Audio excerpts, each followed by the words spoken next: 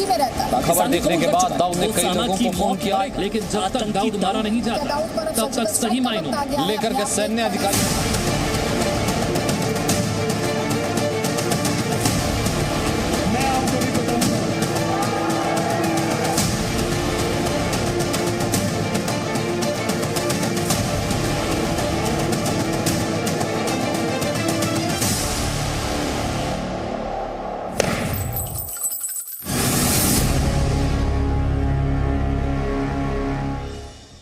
नमस्कार, ताल ठोक के स्पेशल एडिशन में आपके साथ मैं अदिति त्यागी। तो जी न्यूज आपसे जो कहता है उसका सबूत दिखाता है, और जी न्यूज पर पिछले 21 घंटे से आप लगातार वर्ल्ड एक्सक्लूसिव देख रहे हैं। जी न्यूज ने आपको दिखाया दाऊद इब्राहिम का घर कहां पर है।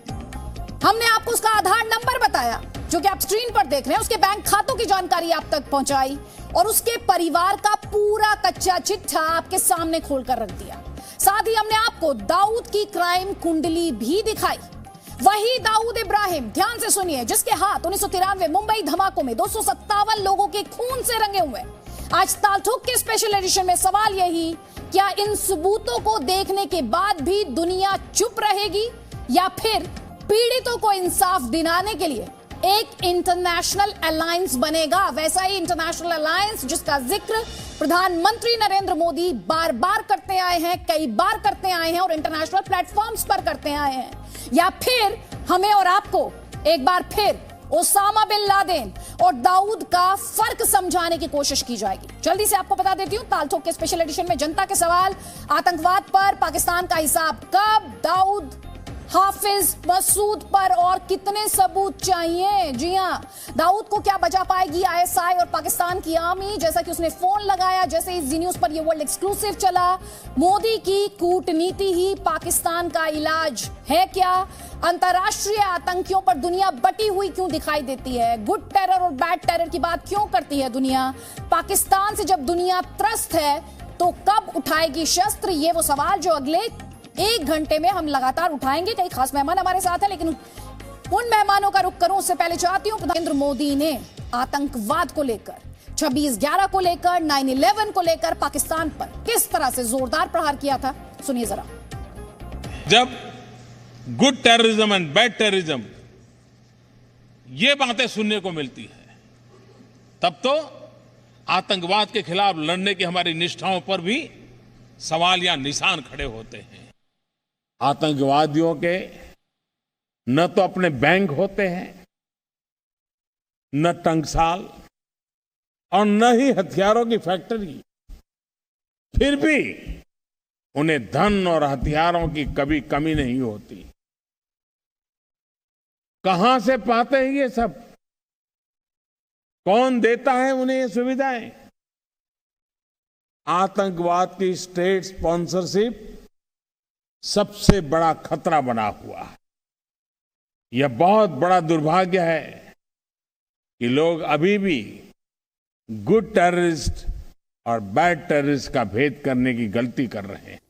और इसीलिए शुरुआत ही मैंने इस सवाल के साथ की कि क्या इस बार भी हमें और आपको दाऊद और ओसामा बिन लादेन का फर्क समझाने की कोशिश की जाएगी दुनिया द्वारा? कई खास मेहमान हमारे साथ हैं। हमारे साथ कॉलमनिस्ट तारिक फतेह हैं, केपी रघुवंशी जी हैं, फॉर्मर एटीएस चीफ हैं, और साथ ही फॉर्मर डीजी महाराष्ट्र हैं। हमारे साथ एसपी वैद जी हैं, फॉर्मर डीजीपी हैं जम्मू कश्मीर के। आपको बता दें, पुलवामा हमले में आज चार्जशीट फाइल की गई है, 15,000 पन्नों की ये चार्जशीट, और इसमें भी किसी को हैरानी नहीं होगी।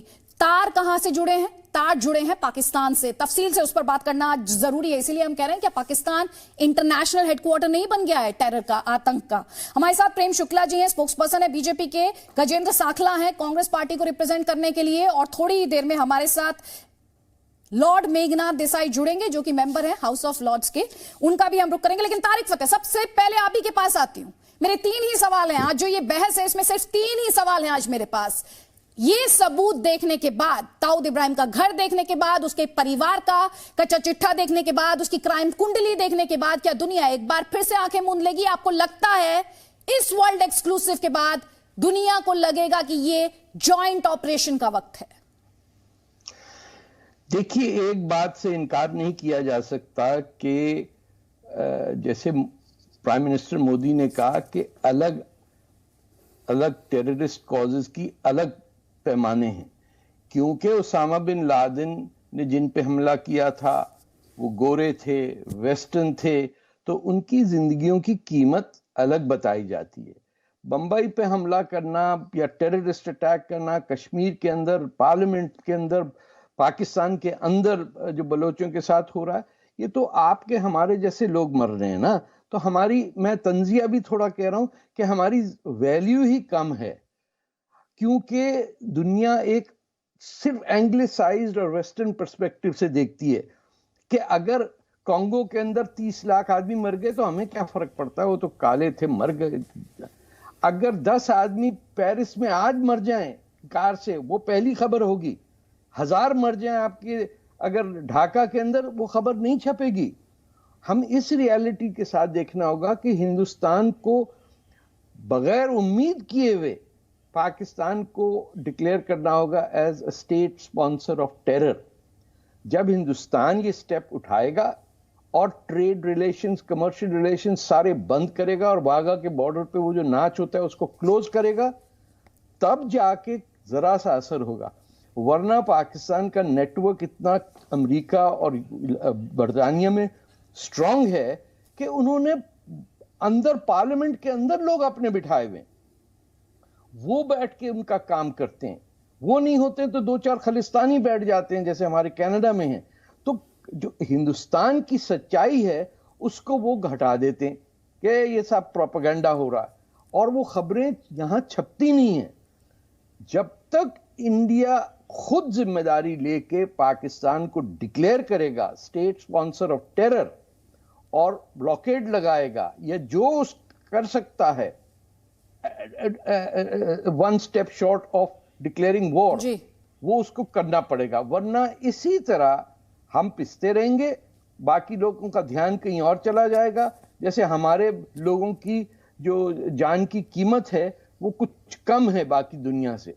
ये रियलिटी हमें देखना होगा, क्योंकि इसके अंदर बहुत पिसे, हिंदुस्तान बहुत लूज किया है, और उनका नेटवर्क जो है अमेरिका के अंदर इतना स्ट्रांग नहीं जितना पाकिस्तानी जो लगे हुए हैं वहां पे भी जिहाद पाकिस्तानी कर रहे हैं। अमेरिका के अंदर जो टेररिस्ट अटैक हुए हैं कई, वो सारे पाकिस्तानी थे, बरतानिया में भी। उसके बावजूद अब देखिए वो फिर वहीं खड़े हो जाते हैं, अपने आप को ब्लैकमेल करते हैं वेस्टर्न कंट्रीज को। और अब तो चाइना उनके साथ आ गया। We have to be very careful. China का भी इंटरेस्ट इंडिया को नुकसान पहुंचाना है। ये एक्सेस ऐसा है कि China and Pakistan are now connected in a way कि जहां यूनाइटेड स्टेट्स हो तो अपने मुसीबतों में, इलेक्शन में फंसा हुआ है। बरतानिया की तो यानी कोविड-19 ने बेड़ा गर्क कर दिया। यूरोप अपने चक्कर में फंसा। We have to take leadership. By we I mean the Indian government, the Indian state has to assert itself कि बस बहुत हो गया। अब ये नहीं कि मुंबई पर अटैक किया तो हमें पर्चा दे दो, हमें प्रूफ दे दो ना। ठीक। और ये हमने मोदी सरकार के टाइम में भी देखा है कि अब डोसियर सौंपने का जो वक्त है वो खत्म हो चुका है। अब वक्त है एक्शन का, और जी न्यूज लगातार सिलसिलेवार तरीके से बार-बार हम आपको बता रहे हैं पिछले 21 घंटे में दाऊद इब्राहिम पर ये जी न्यूज का वर्ल्ड एक्सक्लूसिव, वो इंफॉर्मेशन, वो तस्वीरें जो इससे पहले नहीं देखी गई, जी न्यूज आप तक सिस्टमैटिक तरीके से बाकायदा पुख्ता सबूत के साथ आप तक पहुंचा रहा है। लॉर्ड मेघनाथ देसाई हमारे साथ हैं, लॉ मेकर हैं, मेंबर हैं हाउस ऑफ लॉर्ड्स के। लॉर्ड देसाई, आपसे मेरा सवाल ये है सर, प्राइम मिनिस्टर मोदी ने एक बहुत इंपॉर्टेंट पॉइंट हाईलाइट किया था। उन्होंने कहा था जब तक 9/11 नहीं हुआ दुनिया का आतंक को लेकर पर्सपेक्टिव ही नहीं बदला। दुनिया यही कहती रही कि ये तो हिंदुस्तान में जो धमाके होते हैं ये तो इंडिया का इंटरनल प्रॉब्लम है, ये तो लॉ एंड ऑर्डर प्रॉब्लम है।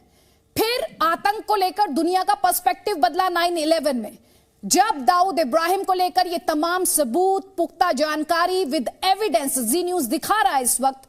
आपको लगता है now the world would come together? Do you foresee कि दुनिया साथ आएगी, एक जॉइंट ऑपरेशन हमें देखने को मिलेगा? नहीं, ऐसा कुछ नहीं होगा, क्योंकि हमारे यहाँ एक इंटरनेशनल क्रिमिनल कोर्ट है, कुछ सालों से आई है। उसने भी बहुत सारे प्रयत्न किए कि भाई युगोस्लाविया में जो क्राइम्स हुए थे, वॉर क्राइम्स हुए थे, उस पर केस डालो। और बहुत मुश्किल है किसी को भी लॉफुली पनिश करना। जैसे आपके प्रीवियस गेस्ट ने कहा कि भाई ओसामा बिन लादेन को अमेरिका ने मारा, मगर अमेरिका को भी बहुत साल लगे, ये बहुत उन्होंने अटेम्प्ट किए, मगर उन्होंने अपनी प्राइवेट एंटी टेररिस्ट टीम बना के उसको मारा। तो ऐसी एनर्की हो सकती है कि जिस देश को लगे कि भाई हमारे पर आतंकवाद किया गया तो हम हमारा लश्कर क्या या हमारी एंटी टेररिस्ट गैंग बनाएंगे और वहां जाके हमला करेंगे और दाऊद इब्राहिम को तोड़ देंगे। ये शक्य है, मगर मुझे नहीं लगता कि इंटरनेशनल लॉ के कारण या कुछ केस करके या इंटरनेशनल आर्मी बना के एंटी टेररिज्म होगा। अब तक तो ये तो है कि जो FATF है, फाइट अगेंस्ट टेररिस्ट फाइनेंसिंग, वो अभी लोगों को कहता है कि अगर आपने कन्फेस ना किया कि आपके देश में टेररिस्ट है तो हम आपको सब बैंकिंग से निकाल देंगे, सब बैंकिंग कॉन्टेक्ट कट कर देंगे। इसलिए पाकिस्तान ने अब कन्फेस किया है कि उनके पास ये 25-30 टेररिस्ट है, मगर वो सिर्फ कन्फेस करने की बात है, उनको पनिश करने की बात नहीं है। ठीक, इंटरनेशनल लॉ में ऐसा कोई भी कायदा नहीं जो किसी को पावर दे कि भाई इनको पनिश करो। ठीक, आप लीगल फ्रेमवर्क का बहुत इंपॉर्टेंट पॉइंट यहाँ पर उठा रहे हैं लॉर्ड मेघनाथ देसाई। ये इनसाइट बहुत इंपॉर्टेंट है और इसीलिए प्रेम शुक्ला जी हिंदुस्तानी इस वर्ल्ड एक्सक्लूसिव को जी न्यूज पर देखने के बाद सिर्फ एक ही बात कर रहे हैं, गलवान के बाद अब दाऊद के खिलाफ पराक्रम का वक्त है। देश के दुश्मनों के खिलाफ पराक्रम का हमेशा वक्त है और आदरणीय मोदी जी ने यह सिद्ध किया है कि हम आतंकवादी शक्तियों को फलते फूलते देखकर हताश भाव पे से सिर्फ टिप्पणी नहीं करेंगे। दाऊद इब्राहिम 1993 में से टेररिस्ट है और 256 लोग तो उसके फर्स्ट टेरर एक्ट में ही मारे गए थे। ऐसे सैकड़ों हत्याओं का जिम्मेदार दाऊद इब्राहिम 2004 से 2014 के बीच में व्यावसायिक गतिविधियों को संचालित करता था। आप सबकी वीडियो से ही स्पष्ट हो रहा है। लेकिन दाऊद इब्राहिम जैसे मोदी जी की सरकार आती है, वो दुम दबाकर छिप जाता है, भाग खड़ा होता है। तो लेकिन उसके साथ हमारा जो राष्ट्रीय दायित्व है, जो ओसामा बिन लादेन के साथ हुआ, वो उसके साथ करने का हमारा अधिकार है। हमारी सुरक्षा एजेंसियों को इस पर निर्णय लेना, वो कैसे करेंगी, क्या करेंगी, उसको दंड के हवाले करेंगी, हमारा एक संवैधानिक दायित्व है। इसने राष्ट्र के नागरिकों की हत्या की है, उसको दंड प्रक्रिया में ले आना। अब दंड प्रक्रिया का विधान बहुत बड़ा है, तो उस दंड प्रक्रिया के विधान में लाने का हमारा संकल्प है। ठीक, गजेंद्र साकला जी, आज जब मैं ये डिस्कशन कर रही हूं, सवाल ये उठता है, इस देश में विक्टिम्स को, पीड़ितों को इंसाफ के लिए अब भी इंतजार कर रहे हैं। 27 साल पहले के धमाकों की बात मैं यहां पर कर रही हूं। 27 साल पहले के धमाके, 27 साल बहुत लंबा पीरियड होते हैं सर, जनरेशंस बदल गई, लेकिन आज भी उनके परिवार इंसाफ का इंतजार कर रहे हैं।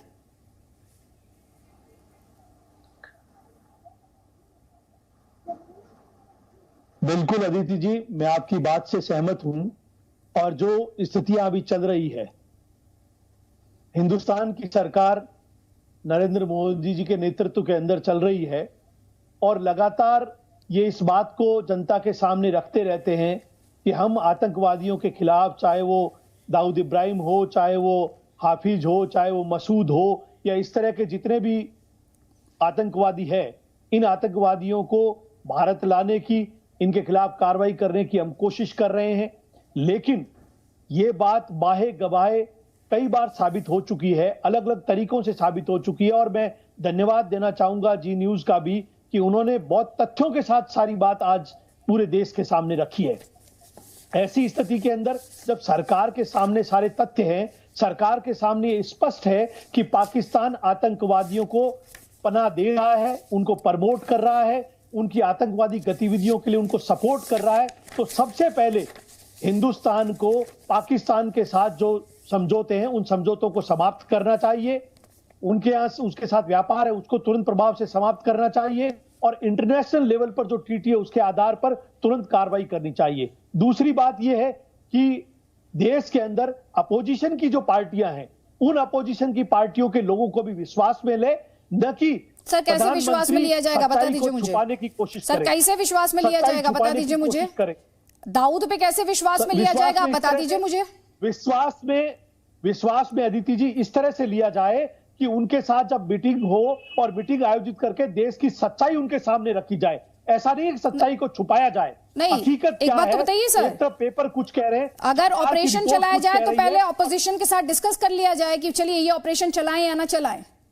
आप इस बात का मतलब समझते हैं सर? चलाने की बात नहीं कर रहा हूं मैं, बात ये कर रहा हूं कि जो सच्चाई है देश की वो अपोजिशन के सामने भी रखनी चाहिए। सच्चाई छुपाने से देश का नुकसान होता है। आप एक अच्छी राय ले सकते हो, देश में अच्छी कंसेंसस बना सकते हो कि हम इस आतंकवाद के मुद्दे पर मिल करके क्या करें। जिन लोगों ने देश के ऊपर 50 साल तक राज किया है, सर जो लोग सबूत मांग लेते हैं उनका इलाज क्या है सर? जो लोग सबूत मांगने लगते हैं उनका इलाज क्या है? ये भी तो पूछा जाएगा ना आपसे। प्रेम शुक्ला जी ये कह रहे हैं हमें भरोसे में लीजिए आप। अदिति जी सबूत मांगने की स्थिति तब पैदा होती है जब आप एक आतंकवादी के बारे में कार्रवाई करना ये कोई राजनीतिक मामला नहीं है। आप यह मामला पूरी तरह से आतंकवाद के खात्मे के लिए एक आपराधिक कार्रवाई को रोकने को, सुनिश्चित करने को या दंडित करने की एक प्रक्रिया है। ये ऑपरेशन संबंधित है। इसमें जो है विपक्ष को क्या दाऊद इब्राहिम के खिलाफ कार्रवाई करने पर कोई आपत्ति है क्या? कि आपको विश्वास में लेना होगा? आप तो विश्वास में है ही। विपक्ष अच्छी तरह से विश्वास में है कि दाऊद इब्राहिम आतंकवादी है। विपक्ष को कोई दाऊद इब्राहिम के आतंकवादी होने में विपक्ष को कोई आशंका है और ऐसे आतंकवादी के खिलाफ कार्रवाई होनी चाहिए और कार्रवाई हमारी सुरक्षा एजेंसियों ने करनी चाहिए। इसमें विपक्ष को क्या आपत्ति है? बताइए ना, रेखांकित करें कि विपक्ष को किसी आतंकवादी के खिलाफ कार्रवाई के संबंध में विपक्ष को विश्वास में लेना यानी क्या करना चाहिए?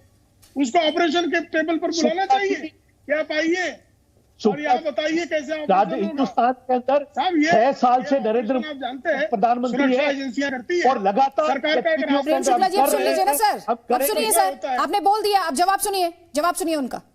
बोलिए गजेंद्र जी। आपने कहा होता तो पहले चुप हो गया होता। ठीक सर, सुनिए प्लीज सुनिए सर।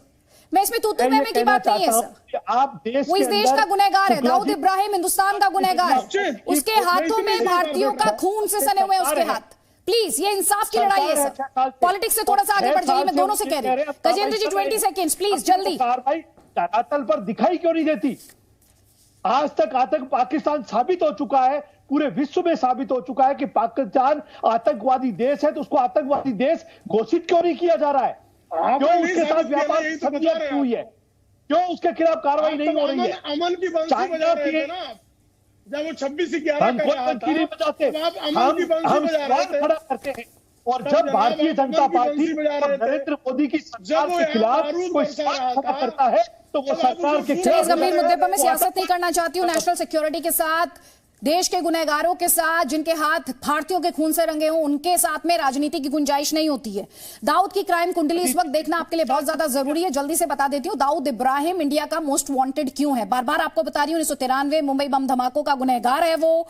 इसके अलावा 3C मॉडल से ऑपरेट करता था वो। जी हाँ, क्राइम, क्रिकेट एंड सिनेमा।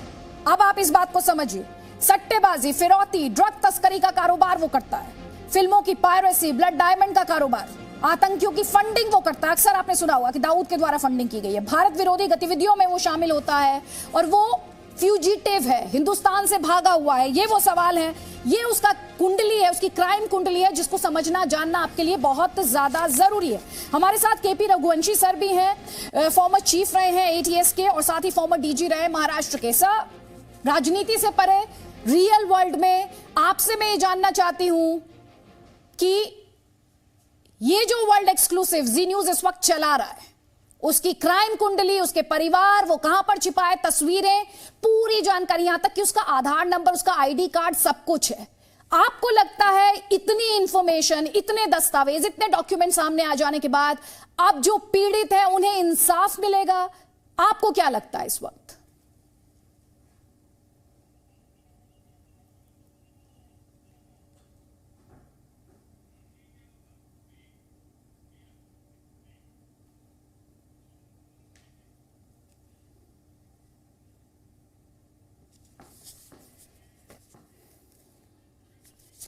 बताया तीनों के तीनों चीज 3C जो है, इसमें पिछले जब से दाऊद का 19 पर्टिकुलरली 86 के बाद तो 84 85 में तो हिंदुस्तान से दाऊद भाग ही गया था, लेकिन उसके बाद में उसने अपना बेस बना करके पहले दुबई बेस बनाया, फिर कराची बनाया, फिर बीच में मलेशिया गया, वहां पर अलग अलग जगह पर रह करके वहां से इसने अपना हिंदुस्तान में अपना नेटवर्क डेवलप किया। और उस नेटवर्क में जितने भी यहाँ से भगोड़े थे जो क्राइम करने के मैं वांटेड थे, उनको लग रहा था कि एक ही तरीका है जो सर्वाइव करें। तो उसके लिए सबसे पहले तो मैं ये आपका अभिनंदन करता हूं कि आपने ये पब्लिक डोमेन में लेके आए।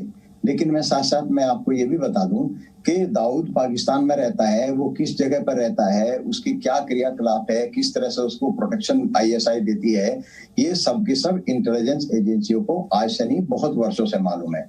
हमारे सामने प्रॉब्लम ये आती है कि हम इवन जो स्टेट एजेंसीज हैं और जो सेंट्रल एजेंसीज हैं वो वहां जाकर के किसी भी फॉरेन कंट्री में जाके ऐसा ऑपरेशन नहीं कर सकते, जिसके कारण से हमको पता होने के बावजूद हमारे पास जो हम लोगों ने केसेस इन्वेस्टिगेट किए हैं, जो हमने इंटेलिजेंस गैदर की है, उसके हिसाब से मैं अपने अनुभव के आधार पर बता सकता हूं कि दाऊद का पक्का पता, ये बात सही है कि शुरू में दाऊद का पता बार बार आईएसआई बदलती रही, कभी कहीं रखती रही, कभी कहीं रखती रही, लेकिन अब बहुत वर्षों से, अब तो बहुत दिनों से वहां पर है और ये इंटेलिजेंस एजेंसीज को, भारत सरकार को, सबको पूरी तरह से पता है। पाकिस्तान हमेशा मना करता रहता है हमारे यहाँ नहीं है, और हमारे यहाँ अभी इसका कोई ये सब जो है पहले कभी होगा, अभी हमारे पास कोई आप सबूत दीजिए। हमने उसके बारे में 1993 के बारे में बहुत सारे सबूत भी दिए, लेकिन पाकिस्तान उसको सबको नकारता रहा। जहां तक आपके जो इसको लाइट में लाने का सवाल है, लाइट में लाने के बाद है, देखिए मैं आपको स्पष्ट बता दूं, मुझे बहुत ज्यादा उम्मीद नहीं है, क्योंकि हमको पता तो पहले से ही है। अब या तो इस तरह का ऑपरेशन हो जिस तरह से उसामा बिन लादेन का ऑपरेशन किया था, कि हमको जहां पर वो रहता है, जहां पर उसके मूवमेंट रहते हैं, एग्जैक्ट मूवमेंट रहते हैं, या अभी आपने कुछ दिनों पहले देखा होगा ईरान के जो आर्मी चीफ थे उनका ऑपरेशन किया गया था। इस तरह के जो ऑपरेशन है वो हम करें तो बात अलग है, अदरवाइज सब कुछ पता चल जाने के बावजूद उसका हम भारत में ला पाएंगे, ये मुझे लगता नहीं। जहां तक 1993 के जो विक्टिम हैं उनको न्याय मिलने का सवाल है, देखिए उनकी जिंदगी तो वापस नहीं आ सकती, वो तो इतने साल हो गए हैं, लेकिन ये बात जरूर है कि सबको ये लगता है, अगर कोई भी मेजर कोई भी चीज होती है, सबको ये लगता है कि दाऊद जो हर चीज के लिए जवाबदार है। 1993 में उसका जो नेटवर्क था, आईएसआई ने उसको पूरी तरह से इस्तेमाल किया, जैसे कि यहाँ की सारी इंफॉर्मेशन वहां पर दी, आरडीएक्स यहाँ पर लाए, सब कुछ यहाँ पर किया, सबकी आंखों के सामने एक तरह से किया, और इसके बावजूद भी हम दाऊद को बुक नहीं कर सके। हमने चार्जशीट डाल दी, लेकिन जहां तक सवाल है इस जो इन्वेस्टिगेटिंग एजेंसीज हैं उनको ये मौका नहीं मिला। आपने आरडीएक्स का जिक्र यहाँ पर किया और एसपी वैद साहब भी हमारे साथ है। साहब मैं आगे आऊंगी आपके पास, क्योंकि यहाँ पर हम पुलवामा में जो धमाका किया गया जिसमें हमारे सुरक्षा बलों ने अपनी जान कुर्बान कर दी, उससे जुड़ी चार्जशीट भी अब आपको दिखा रहे हैं। एसपी वैद सर हमारे साथ हैं, फॉर्मर डीजीपी रहे जम्मू कश्मीर के। 15,000 पन्नों में पुलवामा का पूरा सच आज एनआईए द्वारा फाइल किया गया है। इसमें डॉक्यूमेंट्री एविडेंस शामिल है। चार्जशीट में 19 आरोपी हैं, 19 आतंकी जो आरोपी हैं। इसके अलावा पाकिस्तान के इसमें 7 आतंकी आरोपी हैं। इसमें पाकिस्तान का आतंकी मोहम्मद उमर फारूक जो है वो मेन कल्पिट है, मेन एक्यूज्ड है। इसके अलावा जैश ए मोहम्मद का चीफ मसूद अजहर इसमें आरोपी है, उसका भाई अब्दुल रऊफ असगर भी इसमें आरोपी है, और बाकायदा आतंकियों के बीच बातचीत के सबूत हैं, पाकिस्तान से आरडीएक्स लाए जाने के सबूत हैं, और साथ ही जो आतंकी इसमें शामिल थे उनकी तस्वीरें हैं। ना सिर्फ उनकी तस्वीरें हैं, आईडी बनाते हुए उनकी तस्वीरें हैं, और कार की तस्वीरें भी इस चार्जशीट में शामिल हैं। एसपी वैद सर, पुलवामा हो, मुंबई हो या फिर अमेरिका हो, परपेट्रेटर्स एक ही जगह पाए जाते हैं। आतंकी का मजहब नहीं होता, लेकिन आतंक का देश जरूर है, और उस देश का नाम पाकिस्तान है। अदिति जी बिल्कुल सही आपने कहा, इसीलिए जरूरी है कि पाकिस्तान को जल्दी से जल्दी डिक्लेयर करना चाहिए एक nation which sponsors terror, is a state sponsoring terror, और इसके साथ सारे रिश्ते पहले खुद तोड़ने चाहिए, और जिस तरह से इंटरनेशनल प्रेशर बनाया जा रहा है वो कंटिन्यू रहना चाहिए। अब पाकिस्तान ने ये सारा कब माना है ये आतंकी हमारे पास हैं, FATF के प्रेशर में, ताकि उसको ब्लैक लिस्ट ना हो। लेकिन कुछ ही घंटों के बाद उनकी MEA जो मिनिस्ट्री ऑफ एक्सटर्नल अफेयर्स है उसने डिनाई किया कि दाऊद इब्राहिम हमारे पास नहीं है। वो ये जो झूठ बोलने में इतने माहिर हैं, उनको पूरी दुनिया में नंगा करने वाला कार्यक्रम जारी रहना चाहिए। और जो जिस तरह से आहिस्ता आहिस्ता स्क्यूज किया है, जिस तरह से ओपनली पहले ये मलेशिया जाता था, दुबई जाता था, इसका नेटवर्क था, वो international designated UN designated terrorist बनाने से ओपनली घूम नहीं पाएगा, इंटरनेशनल एयरपोर्ट्स पे नहीं जा पाएगा, इसका जो बैंक अकाउंट्स है प्रॉपर्ली वो ऑपरेट नहीं कर पाएगा। लेकिन चूंकि ISI की बैकिंग है तो उसका हर चीज, जैसे प्रधानमंत्री खुद कह रहे थे कि इनको हथियार कहाँ से आते हैं, इनको पैसा कहाँ से आता है, ये सारा बेसिकली वो इनका जो आका है ISI वो सब इनके लिए अरेंज करते हैं। और जैसे फॉर्मर DGP महाराष्ट्र कह रहे थे कि या तो ओसामा बिन लादेन जैसा ऑपरेशन, या जो इराक का वो फौजी मारा गया, वैसा ऑपरेशन इंडिया को प्लान करना पड़ेगा अगर इसको पनिश करना निकाल लो अभी, जी। अदिति जी मेरे लिए कुछ बोला? नहीं सर, बात पूरी कीजिए सर। जी, तो जो आज NIA ने चार्जशीट फाइल की है, ये बहुत बढ़िया डॉक्यूमेंटेड चार्जशीट है। और इसमें पूरा ये जो साजिश थी जो पाकिस्तान में रची गई, जो जिसको ISI ने एक प्लान तरीके से अजहर मसूद को और उसके भतीजे को यूज किया। जैसे उमर फारूक जो यहाँ का जैश का कमांडर था, वो किस तरह से ये RDX लाया कठुआ बॉर्डर से, इंटरनेशनल बॉर्डर जो हमारा पाकिस्तान से मिलता है, और किस तरह से इनको सपोर्ट स्ट्रक्चर जो कश्मीर का है उसको इस्तेमाल किया। और ये पूरा बहुत डिटेल्ड डॉक्यूमेंट कोर्ट में आज पेश हुआ है। और ये पूरी जो इनकी साजिश थी उसको नंगा किया है। और उसके मुताबिक इनको एक और अटैक प्लान करना था इसके इमीडिएटली बाद, लेकिन वो कर नहीं पाए बिकॉज बालाकोट से उनको थोड़ा डर हो गया।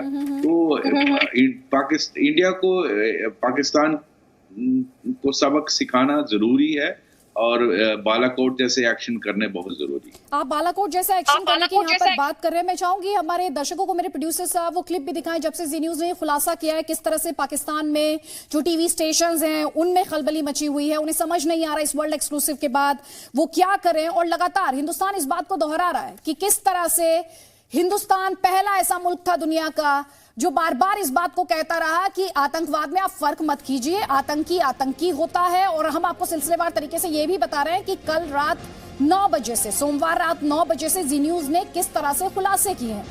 दाऊद इब्राहिम का घर दिखाया है, कराची वाला घर दिखाया है, उसका परिवार, प्रॉपर्टी, पासपोर्ट, बैंक अकाउंट से जुड़ी हर खबर दिखाई है, उसकी महिला मित्र को लेकर जानकारी जी न्यूज ने आप तक पहुंचाई है। और इसके अलावा उसके बाद दाऊद इब्राहिम ने ISI से संपर्क साधा है, अपना ठिकाना बदलने की गुजारिश की है, जो पाकिस्तानी फौज है उसके अधिकारियों से उसने बात की है, वहां पर ठिकाना बदलने की बात कही गई है। तो इस वक्त दाऊद इब्राहिम को यह बात समझ में आ रहा है कि हिंदुस्तान जो है अब उसे छोड़ने वाला नहीं है, और ये खौफ उसकी बातचीत में दिखाई भी दे रहा है, और जो पाकिस्तानी टीवी चैनल्स हैं उनकी कवरेज में भी दिखाई दे रहा है।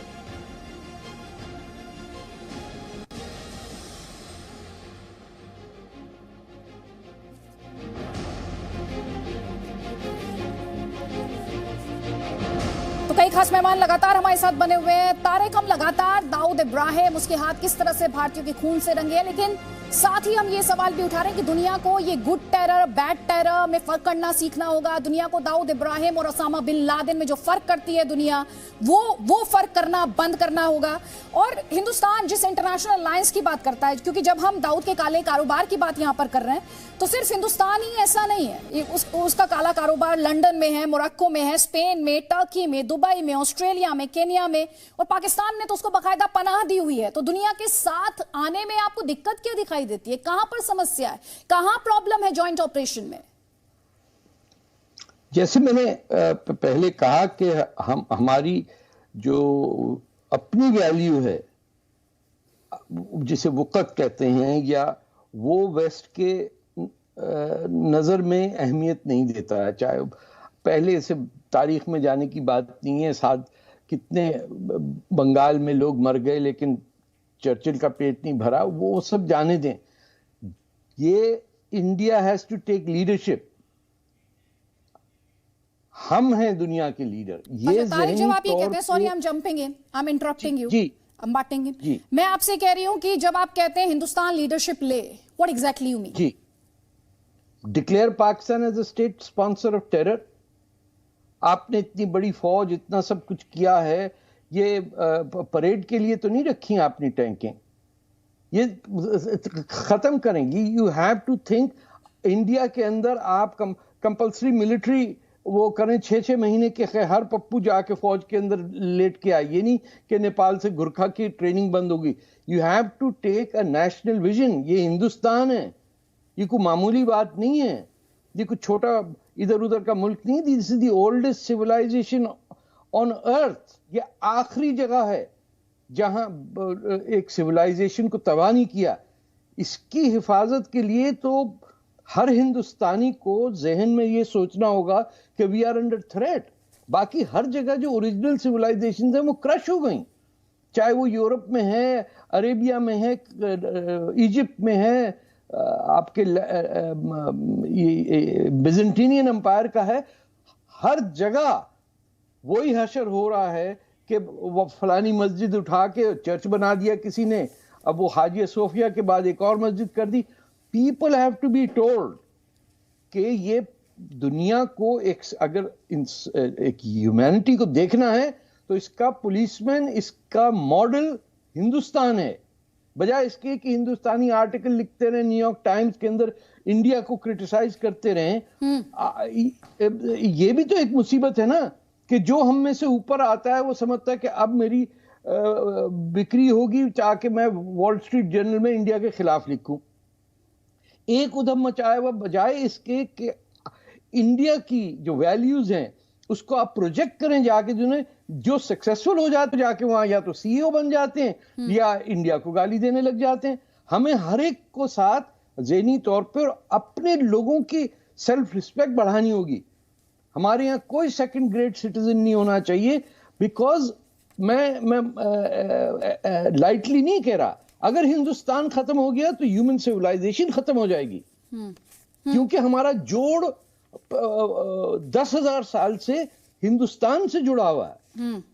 यूनाइटेड स्टेट्स ऑफ अमेरिका नहीं है, या यूनाइटेड के कॉलोनियलिज्म की वजह से हो, या किसी ने किसी पे कब्जा किया हो तो मुल्क बन गया, या किसी ने यलगार की हो के धर्म की और पूरी दुनिया पे कब्जे करने की कोशिश की। तो हम जहां थे वहीं हैं। हमने ना किसी कभी हमला किया 5,000 साल में, ना किसी को इजाजत दी कि हमें खत्म कर दें। ठीक, ये वैल्यू हमारे जहन में आनी चाहिए कि हमें किसी को नहीं चाहिए। हम पाकिस्तान को डिक्लेयर करेंगे कि it is a state sponsor of terrorism. हम पब्लिकली कहेंगे कि हमारे नेशनल एंथम में सिंध है, ये सिंध हमारा है, मोहनजोदारो हमारा है, लाहौर हमारा है, कसूर हमारा है। अब किसी और के हाथ में दूसरी बात है, लेकिन as a matter of principle Punjab Sindh is ours. Balochistan की आजादी के लिए आप लड़ें। ठीक, ये डिप्लोमेसी छोड़ दीजिए आप सबके। पाकिस्तान गुंडा कंट्री है।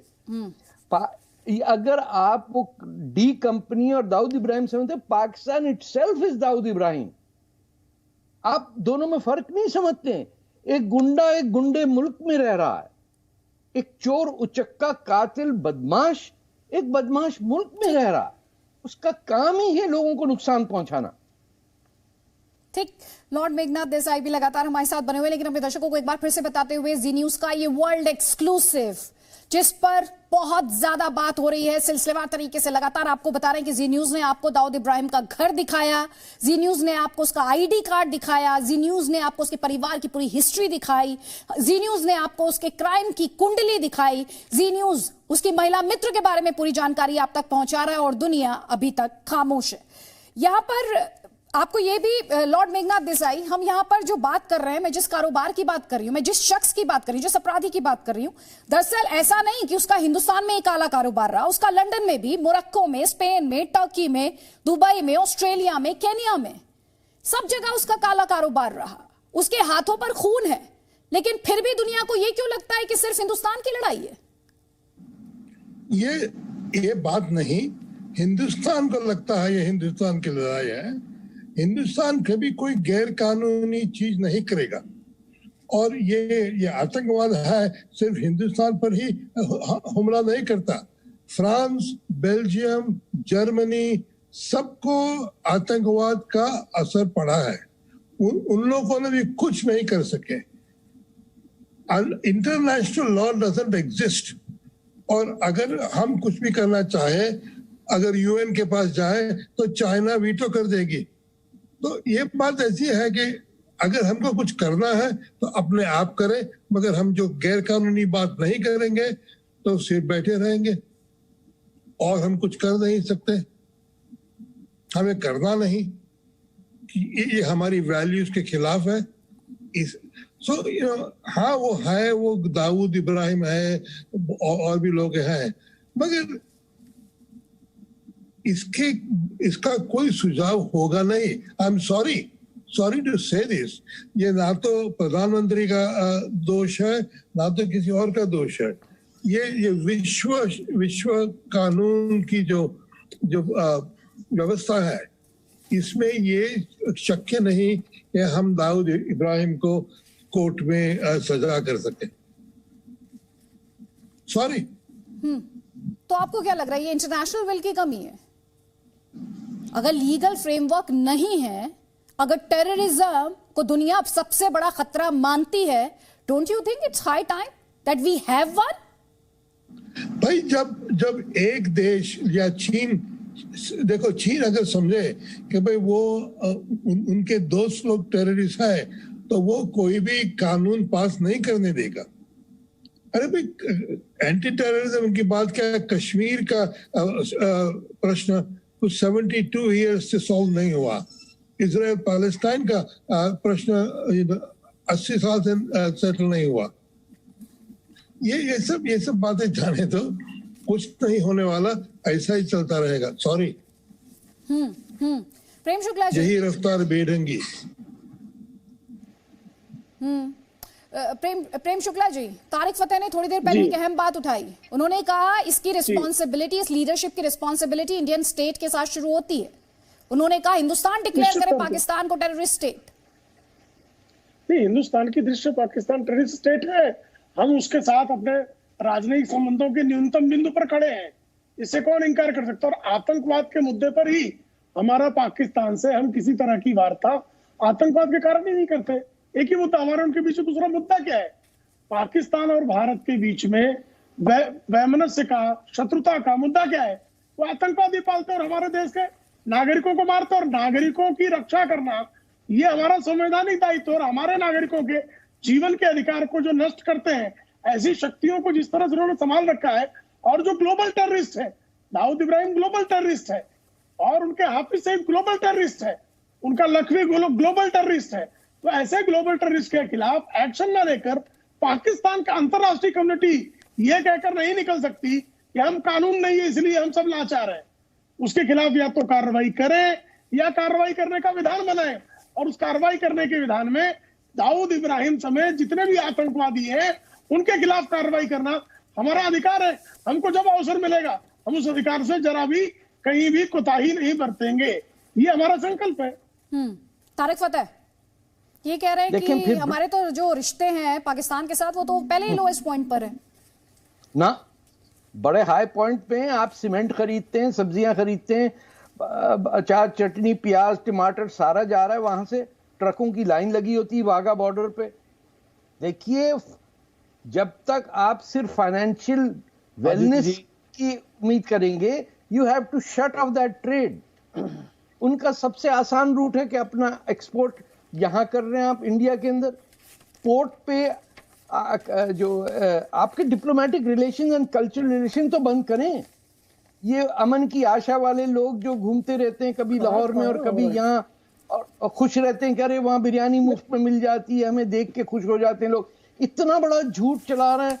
हर कोई जो जाता है उसके साथ एक ISI का हैंडल बैठा हुआ होता है। हमको अमन की बिल्कुल आशा नहीं है, किसी को थी, जिनको थी वो निराशा को प्राप्त हो चुके हैं। डिप्लोमेटिक रिलेशंस बंद करें, ट्रेड ये वादा निश्चित हमारा बंद करें, खत्म कर दें। उस पर निर्णय लेने में हमारी विदेश नीति समर्थ है उसको निर्णय लेने में, और मुझे लगता है ये विदेश नीति की जो संचालक शक्तियां हैं उन पर छोड़ना चाहूंगा मैं।